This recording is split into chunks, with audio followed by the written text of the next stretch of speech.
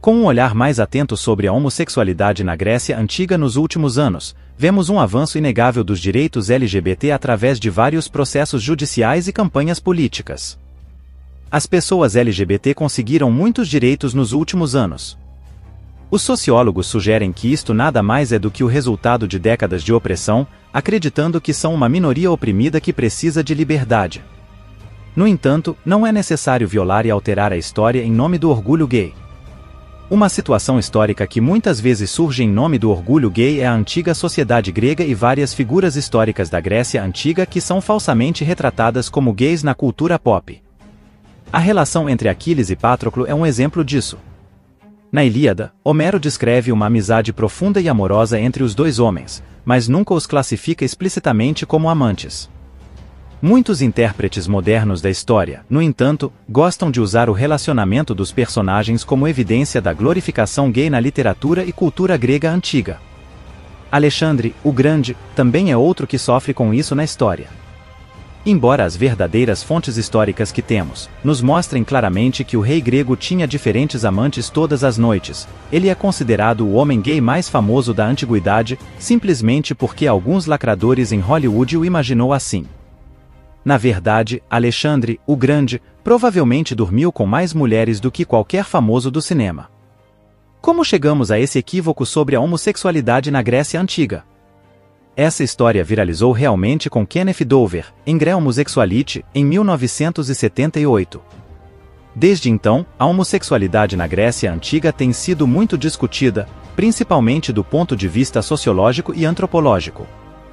Com isso, poucas pessoas falam sobre as leis atenienses contra a homossexualidade. Não seria exagero especular que um historiador condecorado e experiente como Dover evitou este relato da posição oficial de Atenas em relação à homossexualidade.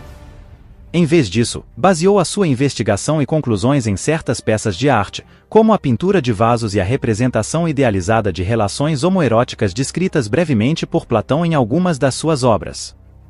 Não há dúvida de que a atividade entre pessoas do mesmo sexo existia na Grécia Antiga, tal como sempre existiu em todos os cantos do planeta.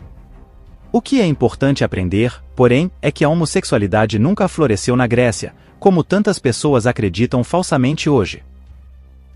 O maior equívoco de todos é pensar que existia um termo conhecido como homossexualidade.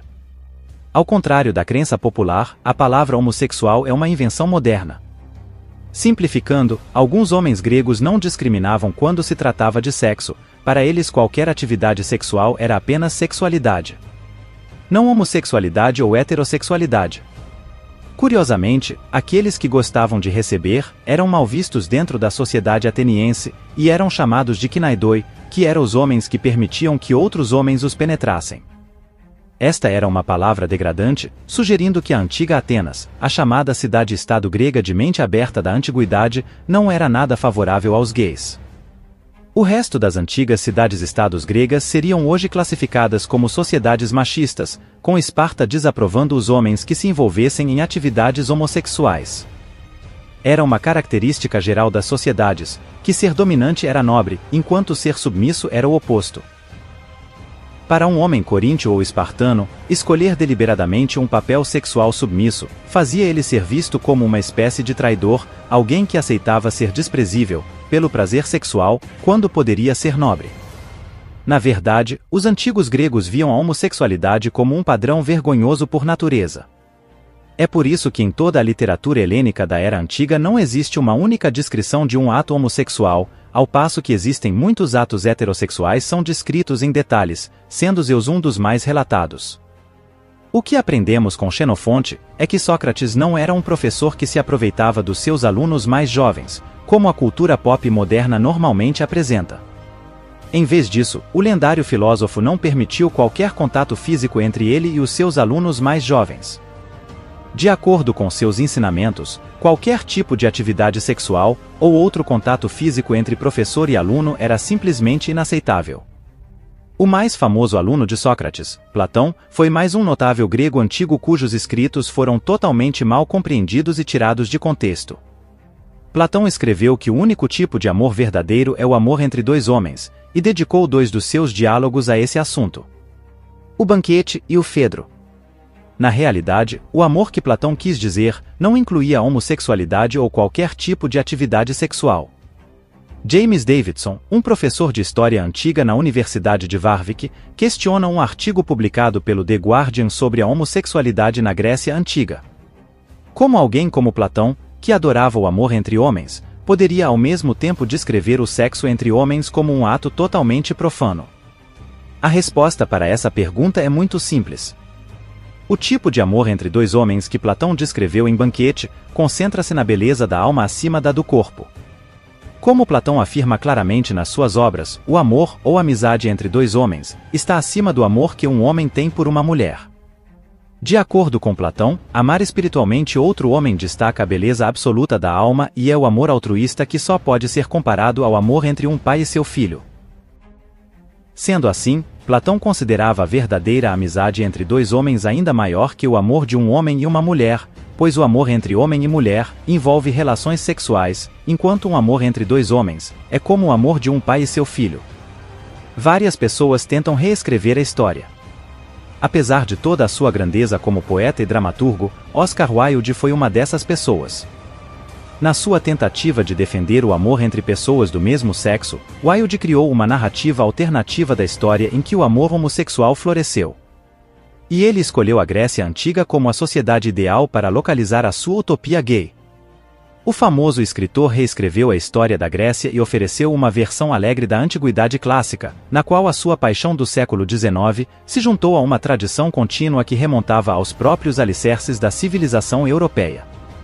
Um homem de tanta influência como Oscar Wilde tinha o poder de manipular várias pessoas, para que acreditassem em suas palavras.